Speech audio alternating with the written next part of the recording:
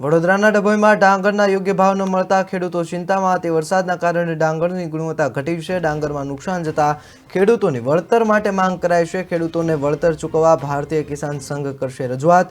ચાલુ વર્ષે ડાંગરના પાકને 50% જેટલું નુકસાન પહોંચ્યું છે.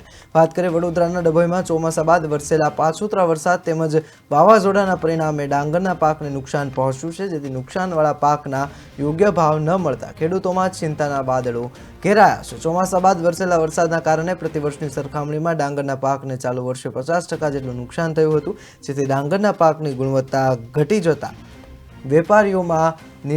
વેપારીઓ અને ખેડૂતોમાં નિરાશા વ્યાપી છે. ત્યારે ડાંગરના પાકમાં નુકસાન થયેલી છે અને સરકાર દ્વારા આર્થિક વળતર આપવામાં આવે તેવી ખેડૂતો માંગ કરી રહ્યા છે. ખેડૂતોને આર્થિક વળતર આપવામાં આવે તે માટે ભારતીય કિસાન સંઘ દ્વારા સરકારને રજૂઆત કરવામાં આવશે તેવું ખેડૂતોએ જણાવ્યું છે.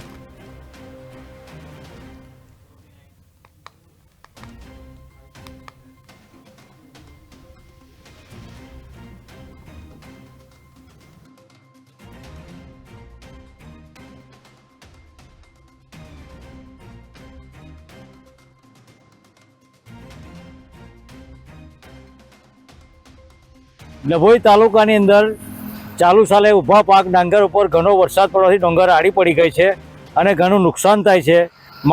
માલ છે તે હવે વેપારી અડકતા નથી, બોઇલર થઈ ગયો છે અને નુકસાન 50% નુકસાન છે. જે 20 ગુણ પાકતી એના બદલે 10 ગુણ પાકે છે આજે, અને વેપારી કોઈ લેવા તૈયાર નથી આજે.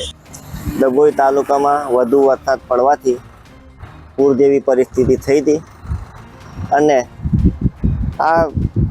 આના દખે પાકને ઘણું નુકસાન થયું છે. જેની 20 ગુણ પાકતી હતી એ 10 ગુણ પર આવી ગયું છે અને એનાથી બી ઓછા ઉતારા આવ્યા છે. અને જો વેપારી ખરીદી કરતા હતા એ વેપારી બી ખરીદ કરવા આવતા નથી, કેમ કે માલ ભૂકો થઈ જાય છે.